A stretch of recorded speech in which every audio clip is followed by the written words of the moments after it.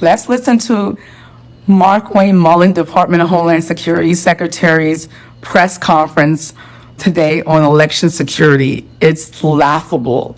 Okay, I'm gonna start right here. Should be. So I want to go through some things in a little bit more depth than what we were able to expose last night, because President Trump, he hit the highlights, and those should be scary for everybody. What we're going to do is dig in just a little bit deeper, and then we'll take some of your questions. So first of all, Department of Homeland Security, we've identified 250,000 non-citizens registered to vote and just forced. Registered to vote doesn't mean they voted if they were registered, but we needed proof. Four states. We've identified 250,000 non-citizens registered to vote in California and Pennsylvania, New Jersey, and Nevada. We also worked with proactive states to identify 28,000 non-citizens on their voter rolls, plus 400,000 individuals that are still registered to vote that are deceased. Now, these 23 states, they proactively worked with us on the SAVE program. That's Georgia, Ohio. Okay, let's get to that. He said 23,000 in these states that cooperated. Okay, let me tell you something. How they got the 23,000 is they have a database that they created that was unlawfully created. It violates several privacy laws. The United States has a law that says specifically the United States government is prohibited from creating a centralized database made of different agencies for the purposes of scoping it through and find out information. So this database violates several laws that he's talking about. I'm sorry for you blue voters who live in those states. So the red voters, I mean, you voted for this or you voted for Trump, that's on you. And the folks who cooperated, he said they found 450,000 people deceased. Deceased people don't vote. When they die, they might have to purge off the data robots. It only matters if a deceased person, the name of the deceased person actually goes and votes. So far what they've shown us is not that any voter fraud. They showed us that these 230,000 or whatever people that were registered to vote, which I'll give it to them, yes, they were registered to vote. So, okay, yeah, they're registered to vote. I'll give them that. And the 450,000 people on the dead on the rolls, yeah, sure. If they didn't vote because they're dead and so they just weren't purged, or if the people were registered but they didn't show up. Interesting to me is if I just in 23 states, what can we find? We have all 50 participating with us. We know, talking about our machines, we know for sure that our foreign adversaries, not our allies, foreign adversaries. They're not saying, well, we don't secure elections. They're saying you cannot, it's unlawful for the United States government, before you came into office with this cockamamie plan, it's been unlawful for the United States government to do that because the United States government values the privacy of its citizens. While you're looking for illegal immigrants, you're going to be accessing a lot of private data from a lot of people that do have the rights to have their information cross-database looking for other stuff. They don't want to create that database. We don't want that because that's horrible because it could be misused. And this is stupid. And before, really quick, let me tell you something. Todd Lyons, who used to be the acting ICE director before he resigned, went in front of an oversight hearing and he said that he boasted that last year, 2025, that ICE detained and arrested 400,000 people. He was boasting. And in that same breath, he said we were targeting 13,000, like 7,000 targets, like known terrorists and another whatever people. That was our target. And so Lisa Johnson from California said, you realize that's 1%. So you're terrorizing 99% of people to target 1%. This is an example of it. So because they're saying there's 235, think about how 230,000, even 450,000, compared to the millions of people in the United States and the billions of votes. So to be tracking down those people, they want access to all of our data. So the activist judges were not activists. They were saying this violates the law. Is it activist for a judge whose job is to say, to determine whether something is legal or not, to say, yeah, it looks like this violates the law? That's activist. He said, they don't want to be voting. They don't want, We're appealing that, you're gonna appeal and lose because the Supreme Court, anyway, they're gonna lose. That's a dumb, stupid thing. It's like what do you appeal on? What's the basis of? Okay, so what the privacy laws we violate, we still want it. What's gonna be the basis of appeal? Pieces in our voting machines. We know that they can access what they consider the key to the back of these machines. We know that they can change voter registration and your vote. We know it's possible. There's not a question. It's not even for debate. One thing that I love about numbers and I love about the SAVE program does allow states to proactively look at the rolls, but also gives private voter data that the people in those states have to the government to which they were putting it and cross-referencing with other databases, which is unlawful.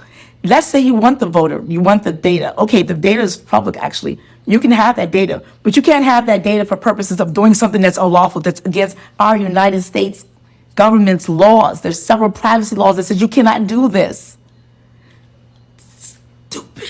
Secretary Lutnick, working with Secretary Lutnick, we are going to make our security enhancements mandatory, meaning that if these states want a grant and they want to be reimbursed to work or to run federal elections, they're going to have to implement security issues. Let me tell you about that. That's not going to happen. The United States government Administrative Procedure Act says the executive branch, which this is Department of Homeland Security, cannot make brand new rules like that without a specific process. The specific process says before you implement something like that, you have to have a notice of proposed rulemaking. You have to open it up for public comments. And then after that, you have to have reply comments based on the people who reply to people who commented. Then you have a procedure. There's a long process. You can't decide one day, yeah, we're going to do this, and you be allowed to do this. Someone's going to properly sue them, and they're going to be blocked from doing it. They're going to say, you can do that after you follow the process. This administration acts first and then gets pulled back afterwards. And he also said that they're going to revoke grants. No, you can't. Before I talk about the inability for the executive branch to revoke and stop funding for grants that have already been allocated and appropriated and funded by Congress, you should also know, separate from that, that the HAVA law, which created the Elections Grant Program that authorized and funds the reimbursement from the federal government to the states for their election security expenditures, is something that was authorized by Congress and appropriated by Congress. The executive branch must administer those funds according to what Congress wrote. They cannot rewrite and create new conditions, as what Mark Mullen is talking about. What he's talking about in his speech is very unlawful, illegal, and in violation of our United States law as passed by Congress. So expect that if any state does not get their reimbursement for their funding, they will be promptly sued. So that's to let you know. You cannot withhold grants that someone's already been allocated, someone's already authorized to get. Congress already said these states can have these grants. The executive branch cannot hold back a grant because they won't participate in it. You know how I know this? I'm going to put here, scrolling here. You're going to see, I'm going to have this keep scrolling for the rest of this video. I'm going to put scrolling here about 30 instances. I'll just do 30. There's more. There's about 100 instances when they revoked grants and judges have blocked them and said, put the people grants back. We can't be revoking grants that were allocated, that already attributed, already appropriated by Congress to a specific state for a specific thing. And you, the executive branch, say, well, we're going to hold that grant back if you don't participate with our thing, which has been found to be unlawful by several courts. They went and tried to get the voter rolls for 30 states. Of the 15 states that have final decision, each judge has said, get the fuck out of here. States will come, you can't control the states. You can't make them do whatever. You can't make them participate in your stuff. So this is a gigantic waste of time and resources. Wait till you see the amount of time and resources they say they're going to do on this. Hold on. And actually, before we get to that, I want to go skip ahead to the reporter. And this reporter asks, of the people that you mentioned, that you talked about, how many of them people have actually voted? Listen to his answer. Numbers to 278,000 non-citizens who voted polls. Any indication of how many 44,000 are actually deceased. Any indication, the total number of people that did vote, and what is your ballpark for how many of these people actually voted in terms of vote? So those that we've identified, the 278,000 non-citizens and the 400,000 deceased, we are now going through that record. We're standing up an So, department in what they're saying is DHS. that they have proof Heather Honey, whatsoever who is that- doing a great job And before, exposing all really this. quickly, in the beginning of this, he says that we need to have election security, da-da-da. The Heritage Foundation, who, the architects of Project 2025, we're going to hear this a lot, did a study of 24 years and then another portion of 50 years. They found 4 instances, statistically less than 0.000 points of the percent in several of the swing states. So it's not an issue. So why are you wasting all of our time, money, energy on something that is not an issue? They're going to waste our time when they find out none of these people voted. It's a waste of time.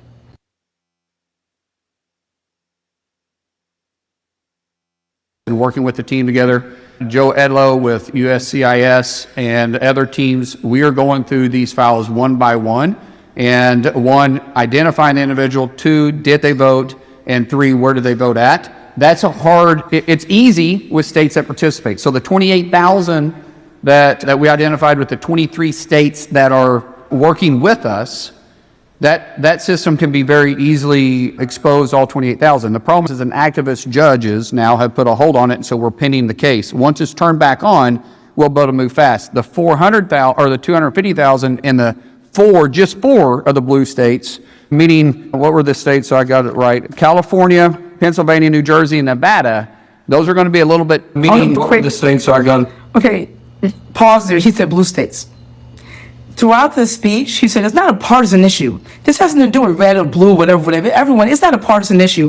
Why are you identifying those states specifically by calling them blue states? Why don't you say in 4 states that didn't happen? You're saying blue states. That makes it partisan.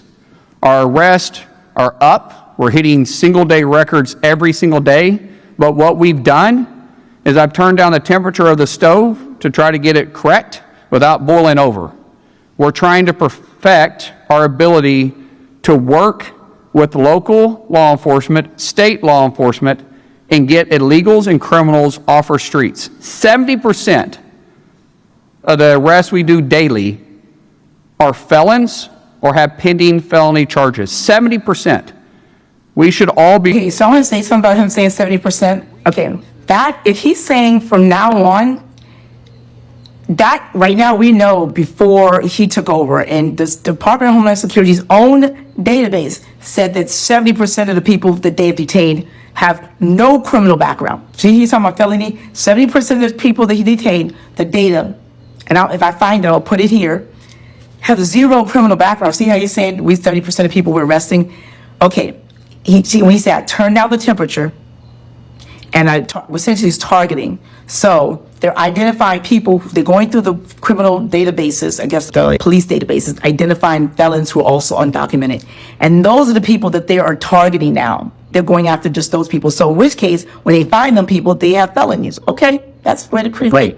The problem is, as we saw in Houston, we saw with Maine, we saw in Florida, that they have people who, one of the men who ended the life of, was not the target in Houston, has, his wife says he abused her, he has mental issues problem, how the hell is he an ICE agent? That he has trigger issues and probably they have these criminals, people, they didn't vet them, and that is a liability. So that man's family is going to be able to sue the Department of Homeland Security for putting somebody like that on the force, who did not need to have a gun, did not need to be in any sort of law enforcement, because they have impulse control and they might have mental issues. We force them. But as I said, total removals have said, hey, we're leaving the country, and did it on themselves was over 3 million. Yes.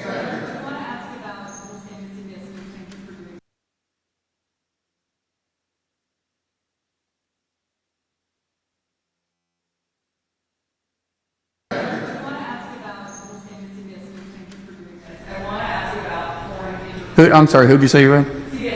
Well, thank you for covering it last night. Absolutely. I want to ask about interference in our elections, but just first, since you mentioned turning down the temperature, what assurances have you given Americans that ICE officers will face consequences if they violate DHS's use of force policy? And who will make that determination? And can you commit now You see his face square, he's like, oh, damn. So it's essentially what she's asking, I don't know if you can hear it, she's saying, what assurance we're going to have? So you're talking about turning down the temperature. When these ICE agents violate this use of force, they've been doing lots of it. And this administration, this Department of Homeland Security, and this administration is not going to do that. The next administration is going to hunt down and find out and work with the database that's already been built. There's going to be how they have the weaponization fund. There's going to be a fund for people. If you have been brutalized, if you've had excessive force by an ICE agent that they brutalized, you did something and assaulted you, bring us the photo, the images, we'll find them, hunt them down, and prosecute and take them out the force because they violated the use of force agreement. So all your ICE agents that have done something to people, TikTok, this man ain't gonna do nothing for you. Let me hear what his answer is. His answer is really stupid, but listen to his answer. Well, let me clarify. When I say turn down the temperature, when I turn down the temperature with you guys, we're turning up the heat on the streets. We're out there working harder than we ever have because we've empowered our law enforcement to do their job. What I'm trying to do is remove us from the headlines every single day.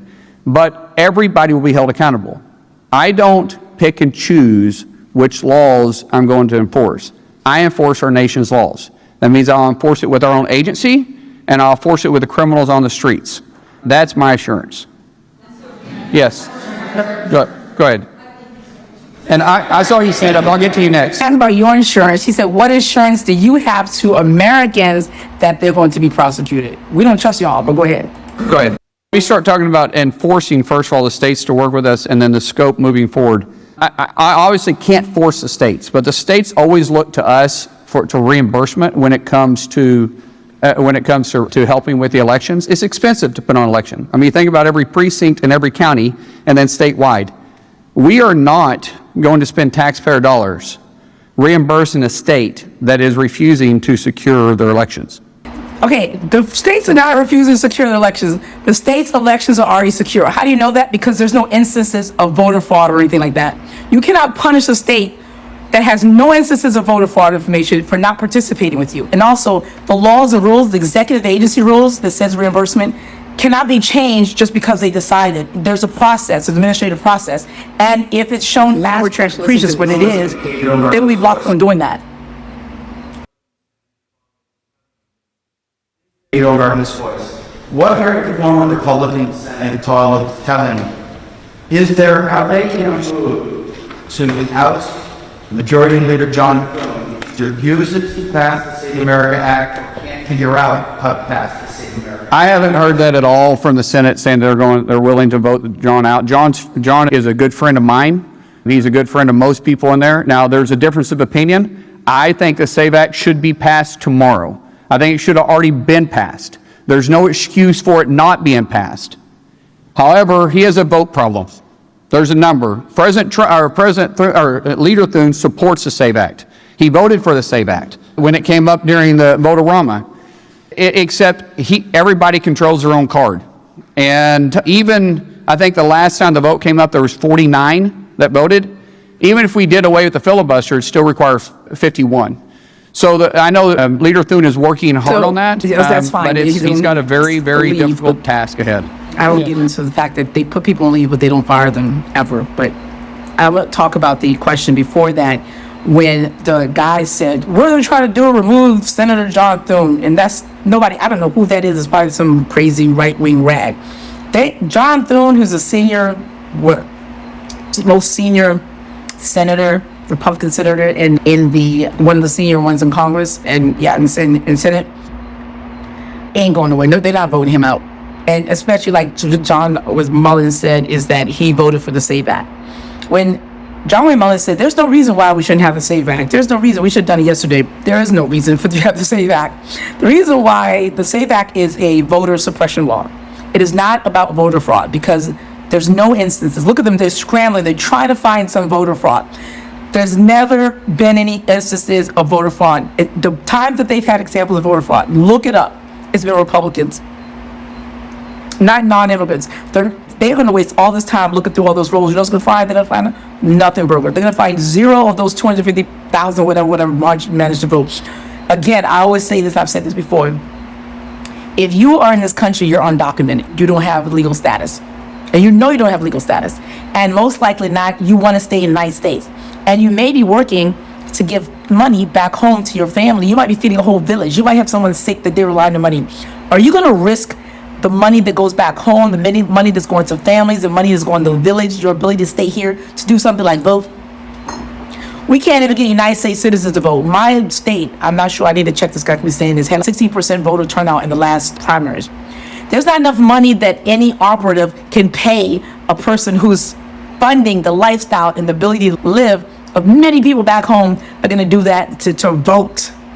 It doesn't even make sense. So that's why when they look up these 270,000 people, they're going to find 0 instances of them voting. 0. Because if the Heritage Foundation did 24 years and found 4 instances, and they looked up more than 250,000, they went to states, they went billions of votes, and they found 4 instances. These people have 200 something, and they say, we're going to find some votes. They're going to waste all their time, and they're going to find out none of those people voted. The dead people didn't vote because they were dead. They were in the rolls, they did get purged, whatever. They didn't vote. You're going to find somebody who said, oh, this is a dead person. They're not going to find anything. Waste of freaking time. So that's why the SAVE Act is a waste of time, because it's not needed. It's a voter suppression bill.